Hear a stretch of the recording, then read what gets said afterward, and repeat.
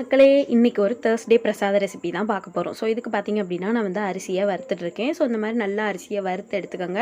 ரொம்ப கரிஞ்சிடக்கூடாது, இந்த மாதிரி நல்லா செவந்து இருக்கணும். அதுக்கப்புறம் அதை வந்து மிக்சியில் ட்ரையாக வந்து பொடி பண்ணி எடுத்துக்கோங்க. இந்த மாதிரி நல்லா ரவா மாதிரி நல்லா உடச்சிக்கோங்க. அப்புறம் பார்த்திங்க அப்படின்னா ஒரு அச்சு வெல்லம் எடுத்திருக்கேன். ஸோ ஒரு அச்சு வெல்லத்தை நல்லா இடித்து ஏலக்காய் போட்டு துளி தண்ணி விட்டு நீங்கள் வந்து ஒரு பாத்திரத்தில் கொதிக்க வைங்க. அதில் பார்த்திங்க அப்படின்னா நம்ம அரைச்சி வச்சுருக்கிறதுலேருந்து 2 ஸ்பூன் எடுத்து போட்டுக்க போகிறோம். ஸோ நான் பிரசாதம் அப்படிங்கிறனால ஒரு 6 பீஸ் 7 பீஸ் வர அளவுக்கு தான் பண்ணுறேன். ஸோ 2 ஸ்பூன் போட்டிங்கன்னா உங்களுக்கு 7 கொழக்கட்டை வரும். ஸோ இது வந்து பிடி கொழக்கட்டை தான். இந்த மாதிரி நல்லா திரண்டு தண்ணி பதம் எல்லாம் போனதுக்கு அப்புறம் நீங்கள் இந்த மாதிரி எடுத்துக்கோங்க.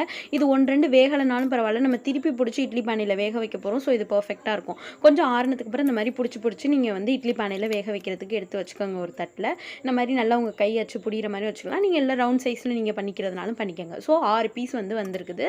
அதுக்கப்புறம் பார்த்தீங்க அப்படின்னா நம்ம லைட்டாக வந்து வேக வைக்க போகிறோம். ரொம்ப நேரம்லாம் வேக வேணால், ஒரு 3 மினிட்ஸ் வெந்தால் போதும். ஸோ அவ்வளோதான், நமக்கு பர்ஃபெக்டான பிடி கொழுக்கட்டை ரெடி ஆயிடுச்சு. தேங்க்யூ.